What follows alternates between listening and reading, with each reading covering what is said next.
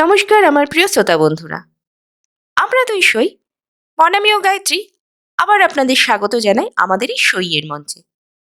সইয়ের আজকের নিবেদন ভালোবাসি তোমায় গল্পের পর্ব 23।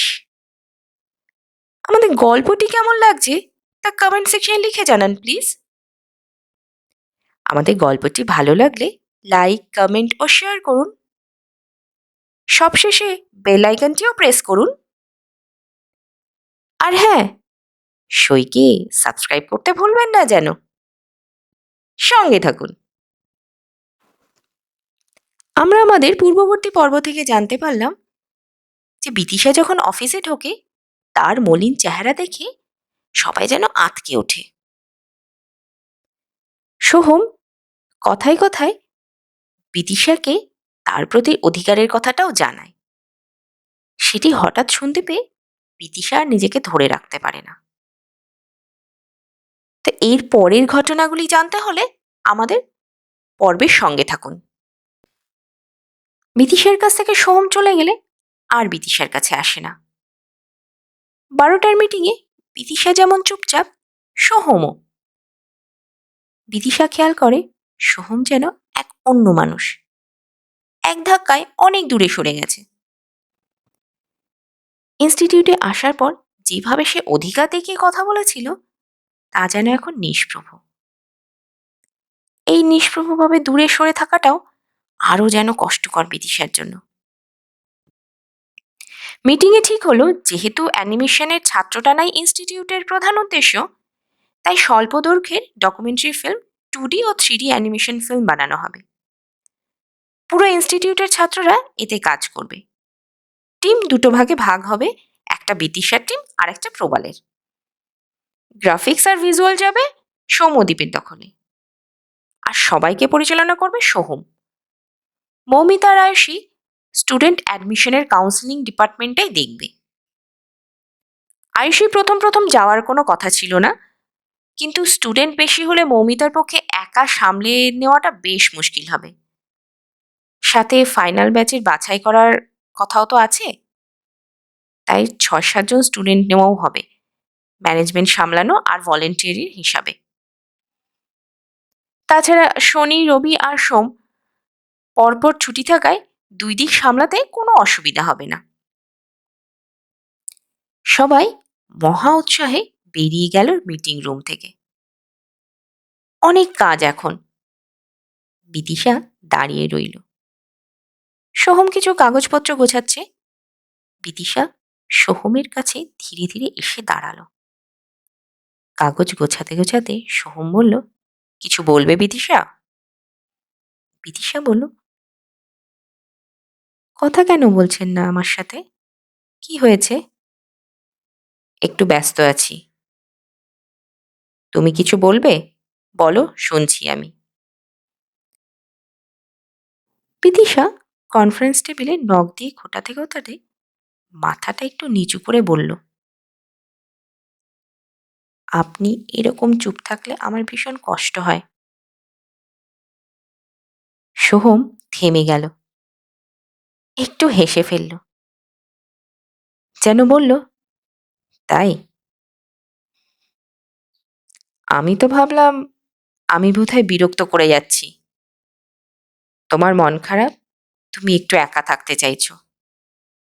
সঙ্গে সঙ্গে বিদিশা বলে উঠল, একদম না, এমনভাবে থাকবে না প্লিজ। আচ্ছা ঠিক আছে, বলছো যখন, তা একটা কাজ করতে পারবে? কি কাজ? বাড়িতে ফোন করে বলে দিও আজ ইনস্টিটিউটের কাজে বাড়ি ফিরতে একটু দেরি হবে, রাতে পৌঁছে দিয়ে আসবে এখান থেকে। বলতে পারবে? কত রাত হবে? গতকাল যত রাতে ফিরেছ তার আগেই পৌঁছে যাবে। বিদিশার বুকটা ছ্যাত করে ওঠে। সোহমের দিকে তাকাতেই দেখল সোহম এক দৃষ্টে তাকিয়ে আছে। বিদিশা বলল, আপনি সব শুনেছেন? হুম, তবে তোমার মুখ থেকে আমি শুনতে চাই। সোহম বেরিয়ে গেল। বুকটা ঠিপ ঠিপ করছে তখনও বিদিশার। চুপ করে দাঁড়িয়ে রইল। টিফিনে সোহম আর কমন রুমে পা দেয়নি। আজ কমন রুম যেন উৎসাহে ফুটছে। কে উচিত না উচিত, কার টিম কেমন হবে, কি কি হবে, অসংখ্য কথা। ছোটখাটো তর্ক, আদেশ উপদেশ, আলোচনা, চুলচেরা বিশ্লেষণ সবই ছিল। বিদিশাও একটু আধটু চোখ দিল, কিন্তু মনটা সোহমের জন্য অস্থির হচ্ছে। একবার তো আসতে পারত। টিফিন শেষে কমন রুম থেকে বেরোতে গিয়ে দেখল রকি হাত দুটো জোর করে মাথার উপরে তুলে জিভটা দাঁতে কেটে একগাল হাসি দিয়ে আসছে। রকিকে দেখে দাঁড়ালো বিদিশা। রকি বিদিশার সামনে এসে হাত দুটো প্রণাম করার ভঙ্গিতে বিদিশার পায়ের দিকে ঝুঁকে যায়। বিদিশা কোনো রকমে লাফিয়ে পেছনে সরে যায়, বলে, ছিছি, এ কি করছো? রকি হাসতে হাসতে বলে, ম্যাডাম, আমি যদি একবারও বুঝতে পারতাম আপনি সম্পর্কে আমার গুরুমা, তবে আপনার কোনো কথাই আমি শুনতাম না, বাড়ি পর্যন্ত ছেড়ে দিয়ে আসতাম। বিদিশা রকির কথা শুনে আশ্চর্য হয়ে বলে, এ আবার কেমন কথা? ম্যাডাম, যা বকা খেয়েছি স্যারের কাছ থেকে বলার মতো না।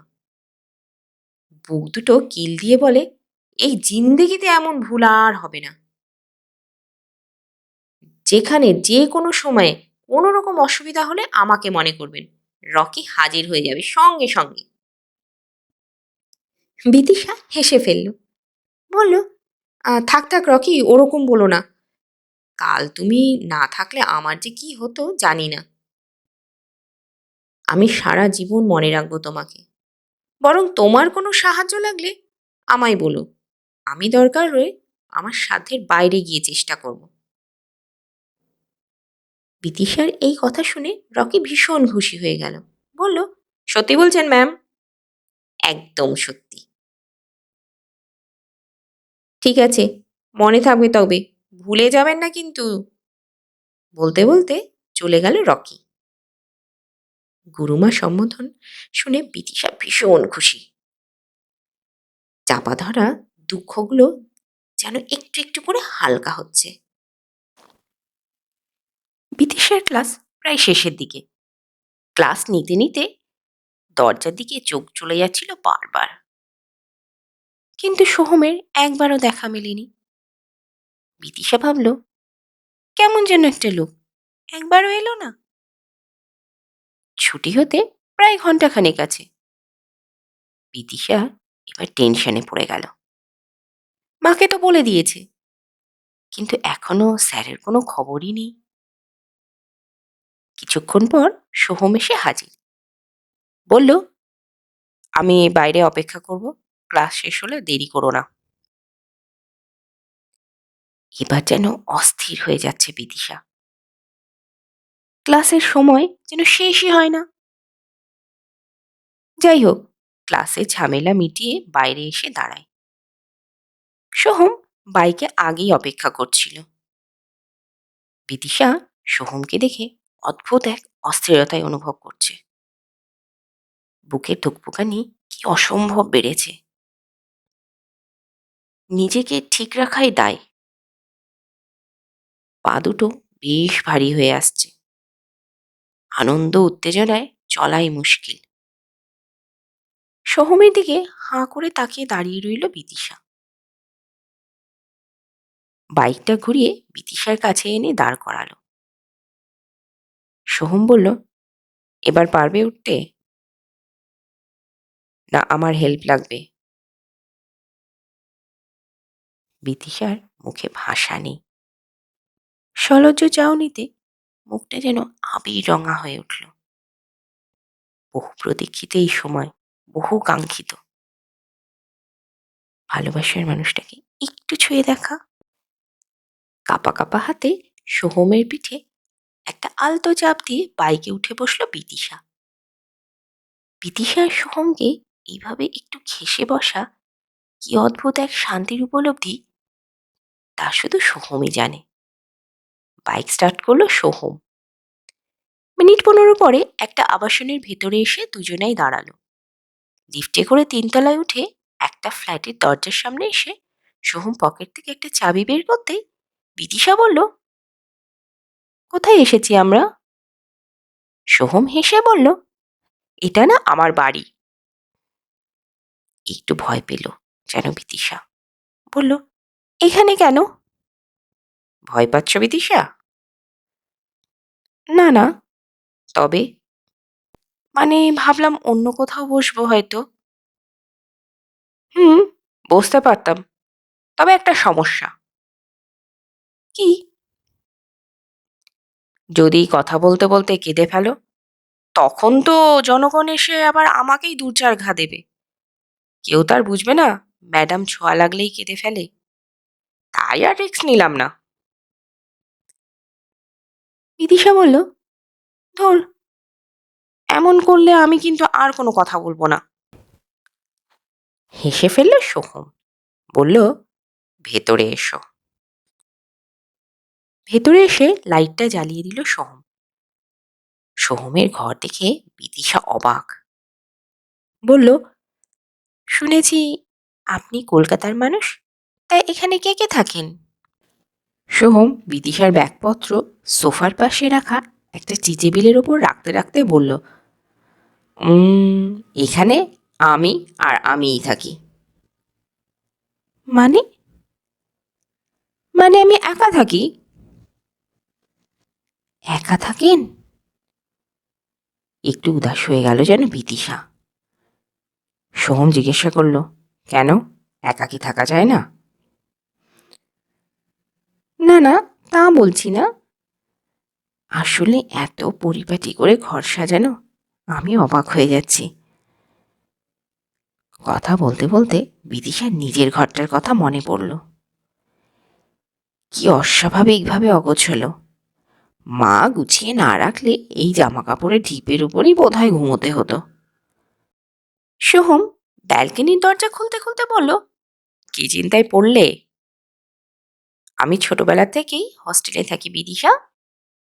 ওখানে তো মা ছিল না যে গুছিয়ে দেবে। আচ্ছা যাই হোক, এদিকে এসো, এটা আমার সবচেয়ে প্রিয় জায়গা জানো। বিদিশা এক পা দুই পা করে ব্যালকনিতে এসে পৌঁছলো। উপর থেকে নিচের রাস্তাটা পুরোটাই দেখা যাচ্ছে। দুপুর থেকে বৃষ্টি হয়েছে প্রচুর। ভেজা পিচের রাস্তায় স্ট্রিট লাইটের আলো পড়ে একটা একাকিত্ব আর বিষণ্ণতা ছড়িয়ে দিয়েছে। রাস্তার দুই পাশের বহুদিনের পুরনো কৃষ্ণচূড়া আর রাধাচূড়া গাছগুলো সারি বেঁধে মাথা নিচু করে সেই বিষণ্ণতাকেই যেন সায় দিয়ে যাচ্ছে। এই ভর সন্ধেবেলা নির্জন রাস্তাটা যেন কারো জন্য অপেক্ষমান। তো বন্ধুরা, কেমন লাগলো আজকের পর্ব? আজকের পর্বটি কেমন লাগলো তা কমেন্ট সেকশনে লিখে জানান প্লিজ। এইবার বিদিশা কি সোহমকে সমস্ত কথাটা বলে দিতে পারবে? রেস্টুরেন্টে অজিতের সাথে কি কি হয়েছিল? সোহমই বা কেমন রিয়্যাক্ট করবে এই সমস্ত কথা শুনে? সেই সমস্ত জানতে হলে আমাদের সঙ্গে থাকুন। আজ এই পর্যন্তই। ধন্যবাদ। ভালো থাকবেন।